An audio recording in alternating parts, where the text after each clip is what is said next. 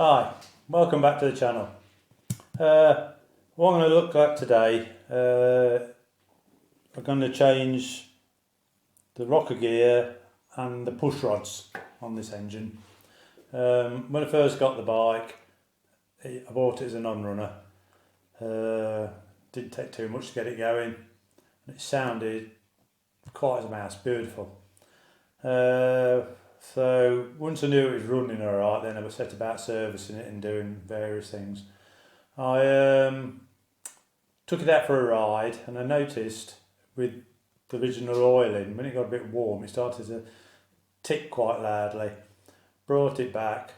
I thought, well, they are rattly anyway a bit. So I started to service it, put fully synthetic oil in it. Now I did change the O-ring on the oil pump and I put a new main crankshaft oil seal in, which I looked at it and I ummed and ahed about changing it because it just looked like new to me. You can't really see when it's in place as such like. But when I did change it, the seal was hard, really hard, like a piece of concrete. And the O-ring was flat, which is a bit of a thing on these. They can lose oil pressure with the flat O-ring. Anyway, I put new seal in, new oil pump O-ring. I put fully synthetic oil in it, run it. Initially on fire up, quiet as it was when I first got it. As soon as it warmed up, it started to tick a little bit, and the hotter it got, the tick got loud. I took it out on the road, and it got quite rattly on the top end. Brought it back, let it cool down, stripped it down, and what I found is the rocker arms was worn, and also the push rods. Where the rocker arm sits inside the push rod, it actually worn the hardness away in the push rod. So I've ordered the parts. They've just arrived today. I'll show you them.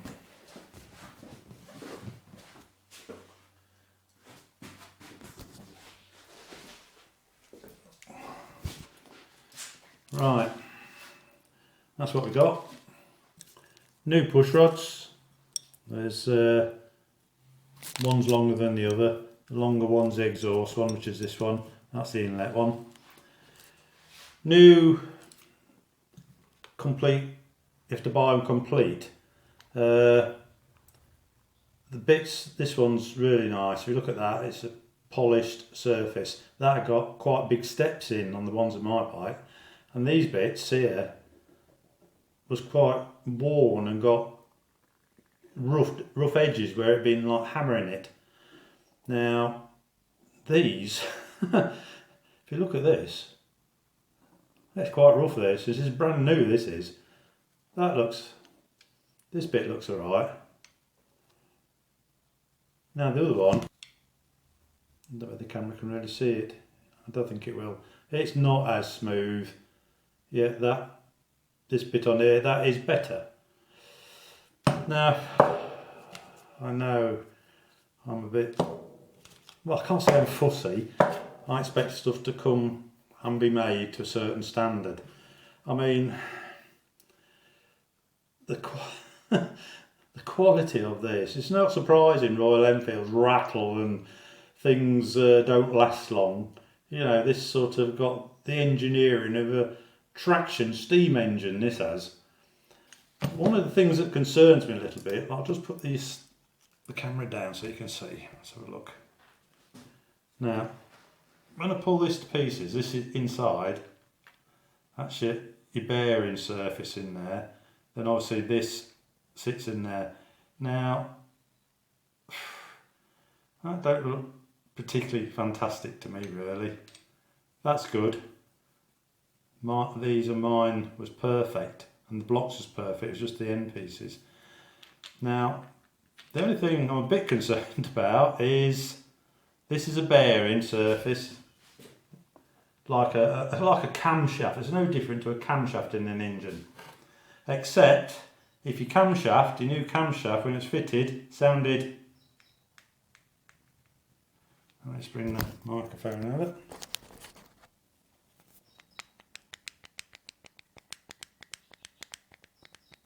Now I know they've got a bit of side play which they need, But even if I hold that up tight, I don't know what the clearance for these in here should be, but to me, you know, it's not as if this is spinning round, all it's doing is going up and down. That's that one. That's the other one. Now that one, there is a bit, but nowhere near as much as that. And the press down, they're machined and numbered, so they are a matched pair, and they've even got a line drawn through them, so they couldn't be swapped over. But so they got the stamped numbers on, so they are the same. Let's just have a look at this one again. Yeah, that's the same numbers, line comes through. But this one, it's just sometimes this is, you know, I like Royal Enfield brand, I like the bikes. Nobody else makes bikes that looks like them. The originals, like the Bullet, or even the Himalayan. You know, it's got its own style which I like. That's why I've spent quite a lot of money putting it right. But it just, well, I don't really know what to say. I wish the Royal Enfields had the Japanese quality. I know they've been made like this for as long as I've been alive, I would say. But you think nowadays they'd be improving a bit. I'd even pay double the price for the parts if they was machined good. So I think what I'm going to do, I'm going to strip it out now. Now when I get my blocks out, these, I'm going to take these out. I'm going to mic up the shafts. Put a micrometer on the shafts, measure those. And if they come out exactly the grinding on them, the same as these, then I'm going to try putting my blocks using the new shafts and see what the play is then. Now the only thing is I've got is there must need some sort of clearance. They can't be too tight because the oil has got to get round it. But that's only the same as in the camshaft, and there isn't no clearance in a camshaft. It's a proper engineered fit. Now I don't want to put these back in and the thing's still rattling its bloody head off. Yeah, well, I'll get it stripped. You know, sometimes Royal Enfield does begin to piss me off, shall we say. Anyway, so what I'm going to do, I'll get the seat off. I'll get the tank off. I'll not show you doing that because that's just straightforward. Take your seat off, take your tank off. I've had the tank off loads of times. When I've got the tank off, then I'll switch the camera back on and we'll take the rocker covers off and I'll film it stripping that out and then we'll go from there. Right, I'll get on with it then. Got tank off, seat off, only a couple of minutes job. I'm going to take the rocker covers off next. Now I have to loosen the screws. Let me just put that there, make sure we can see what I'm doing. Yeah, I'm going to lift the rocker covers out now. Pull the screws out.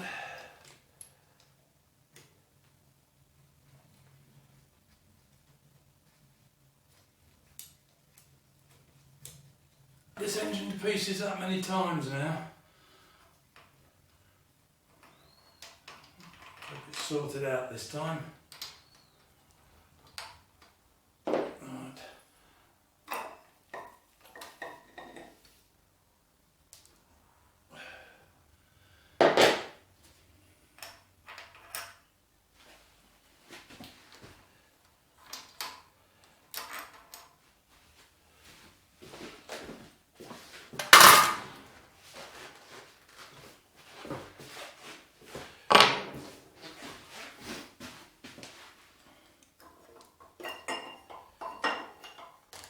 There we go. gasket. You can use these gaskets again, but I think I'll put new ones in this time. I think I've had these off about 3 or 4 times now. Right, what I'm going to do now, I need to get the engine on top dead centre. So the way I'm going to do it is I'm going to remove the spark plug, put it in gear, and turn the back wheel around. And what I shall do, I shall watch the valve. If it's gone to that cycle, that should be near top dead centre.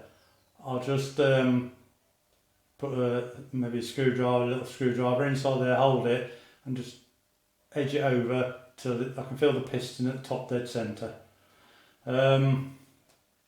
That way, that's going to be the less strain on the push rods, and then we'll remove the bearing caps.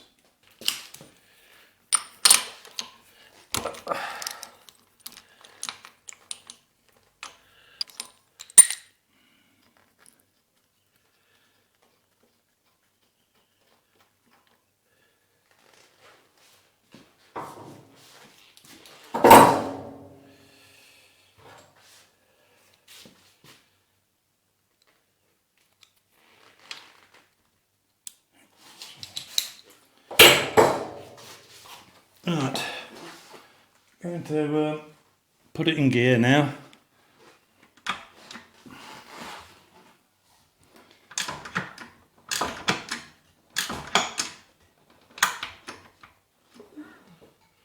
That's it.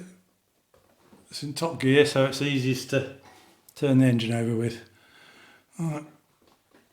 Exhaust on its way down.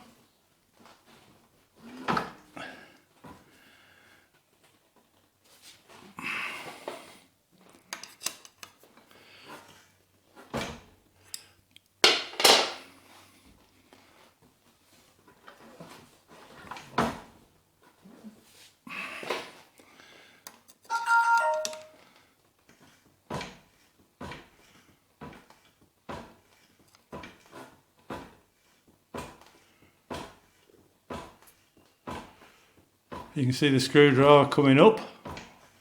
Oh, maybe you can. That's it. Top dead centre. What I'm going to do now is remove these caps. Now, when I took it to pieces last time, I actually turned the engine over with the starter motor to make sure I was getting oil at the top. So on the previous video you'll have seen there was oil coming out of the oil holes on here, so there's loads of oil up here. I also put a screwdriver under the arm on the valve to try and force it up. What that was for was to put pressure on the hydraulic tappet, which is in here. It was solid, so was this one. So my problem isn't that the hydraulic tappets are losing pressure. The problem's somewhere else. So what we're going to do now, I'll get these off, this and this. You do that at top dead centre because it's the least pressure on this. I can just turn that one and I can turn that one. So that means we're not going to bend the push rods, not as it matters because these are the old ones coming out. Right, I'll get on with that next. When you slacken them off, do them in the criss-cross way so they're coming off even. Just letting the pressure off because the hydraulic tappet will try and push up. There we go.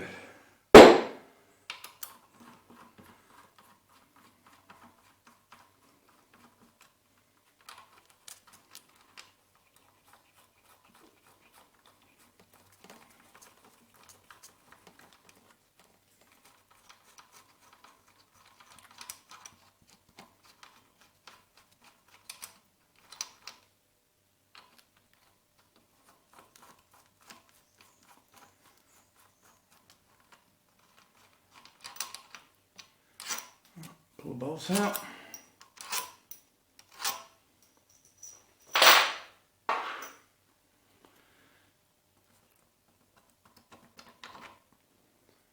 Pull the rocker cap off.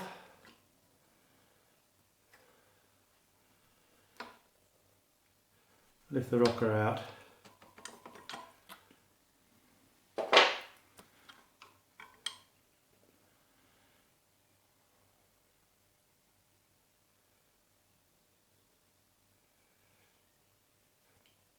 Now, I clean these up with oil stone. I don't know whether you can see that. Already, it's marked it again. It hasn't been running that long. Anyway, let's get these blocks out.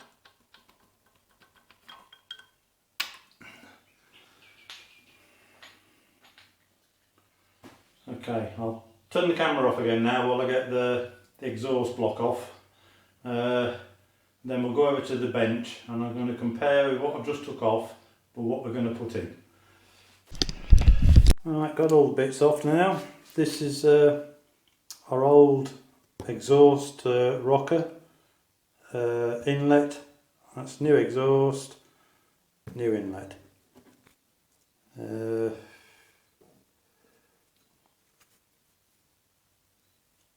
Yeah, I don't know whether you can pick it up, but it is a, you might just pick it up. There's a mark on it, and I cleaned this up with a oil stone, so it's done that since. That end on this is pretty good. On your blocks, that little orifice there, that's your oil way. Now I did check all these was clear and oil coming up.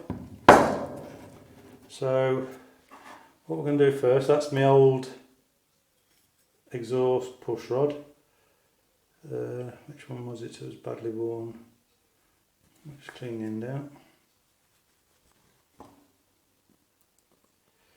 Yeah, that one's marked. You can see in there. Ball end's not bad at all. I'll put a new one in anyway. That was the inlet. Now it was quite bad. I don't know if you can notice. It's hard on the camera. It's shaped like an eye. It's actually worn through the hardness in this end piece here. You're not going to see it. Right, so that's the new one. Looks a bit better. These ends on the new one, this one, is slightly bigger surface area in here. So I don't know whether they've improved them slightly. Right, take this round. Drop that down here. You should feel it sit. Right, I'm going to fit the exhaust rocker bearing and arm in. That's the exhaust push rod fitted into place. You can feel it, it's sat in the bottom of the hydraulic tappet. So if we take the top off,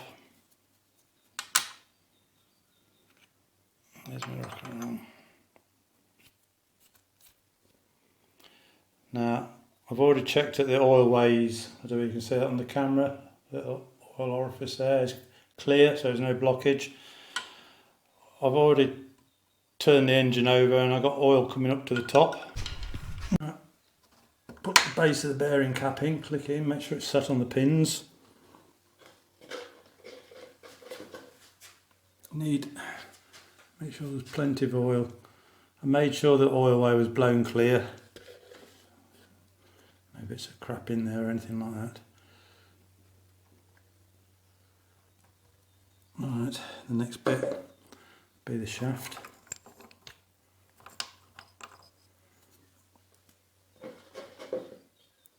Same with this. Make sure there's loads of oil on it. Same on the valve space and the top of the push rod.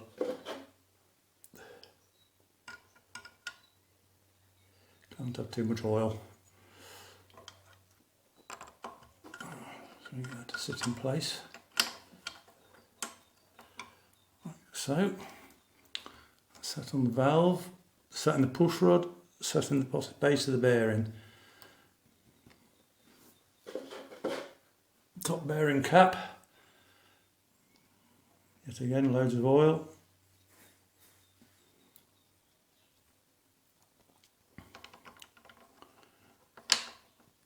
That sit in place, press that down.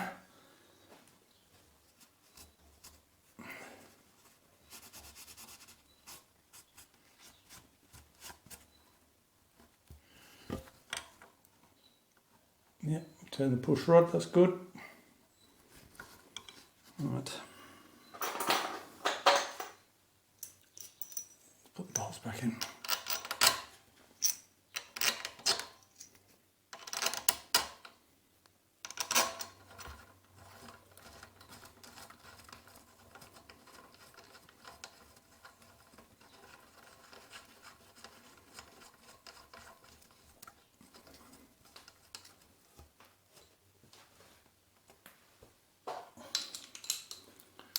Pull these down a bit at a time, diagonally.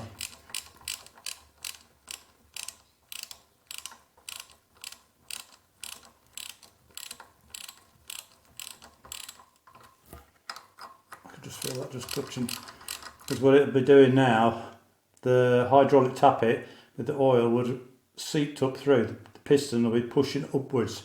We've got to push it downwards with the push rod. So that's why you've got to do it equally all the way around. And gently.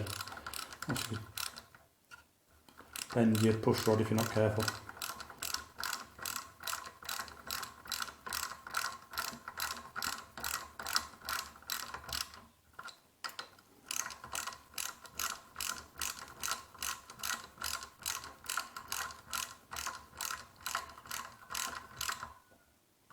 Start at the beginning again. That's slack now, look. You can just see the oil starting to come out.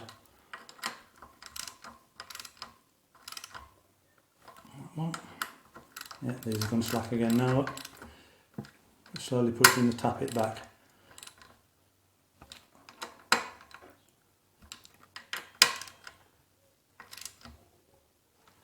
Right, I'm going to torque them up 10 Newton meters. To be honest, I haven't been able to find a torque setting at all for it. But it's only a 6mm bolt. I think 10's about right. So we start over here. Diagonally again.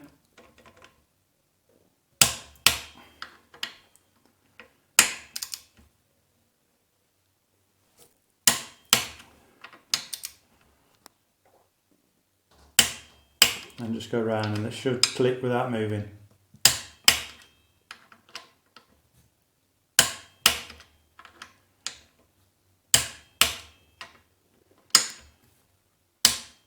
Beautiful.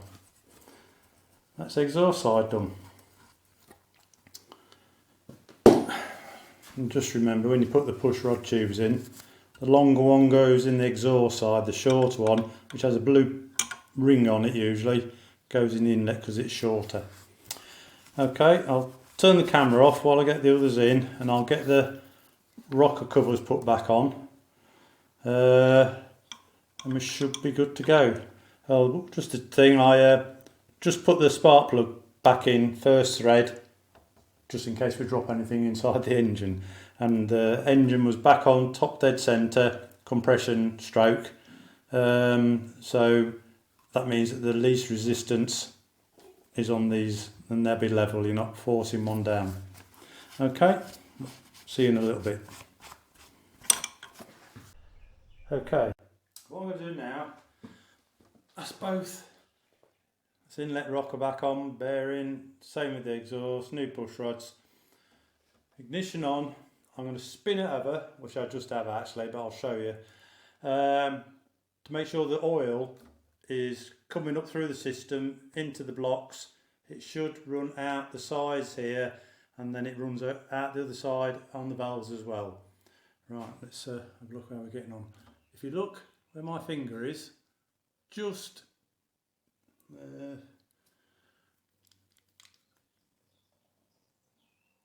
know if you can see it, in between here and there, inside there, there's a little hole. That's where the oil will come out, should do.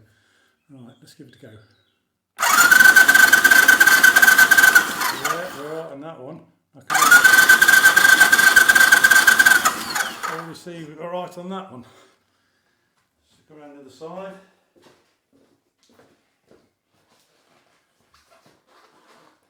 And you should see the oil come out just under the rocker arms. You might not be able to see it with the camera, but you'll see it running over the valve if it is. Yeah. Same on that one. There we go.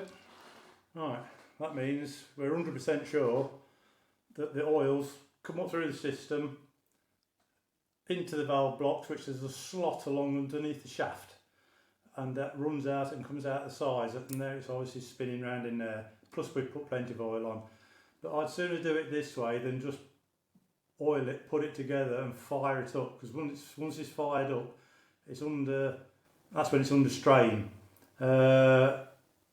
and it doesn't need much to pick the shaft to pick up on the bearing blocks. But now we know, got loads of oil up there, so we're good to go. Right, well, I think I'm going to have a cup of tea actually. What I'm going to do there, I'm going to put some new rocker cover gaskets on, because these will be the originals. I've had them off a few times, they're getting a bit hard. I will keep them, they're just there for emergency. And I'll put the rocker covers back on, and then we're just ready for the tank, spark plug tank. Once the tank's back on, we can fire up and keep our fingers crossed that horrible tapping's disappeared. I know Royal Enfields tap and rattle and knock, but I've sorted my Himalayan out. It's pretty smooth for a Himalayan. This wasn't bad, but it just wasn't correct and I'm a bit fussy. So we should be good to go. It should sound sweet. My thing is, these parts on this are what they are.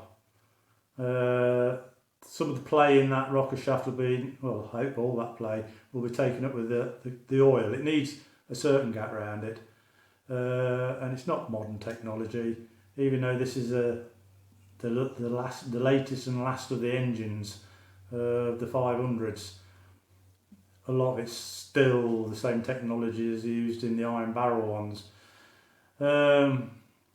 Bit better materials I reckon, but we'll see. But now I know I've got a fighting chance to keep it right, that's what I'm thinking. Regular oil services, air filters, plugs, and keep my eye on things, don't run it till it's falling to pieces before it needs repairing. Right, so looks like we're all good to go on here.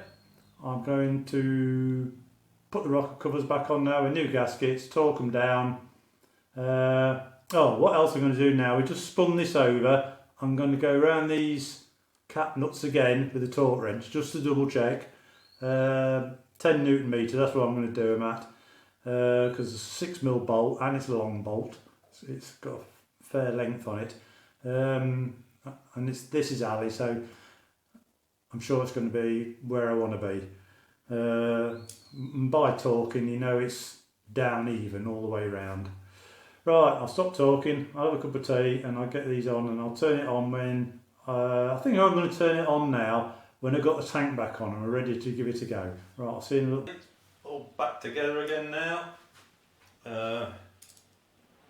Best thing to do is fire it up, see how she sounds.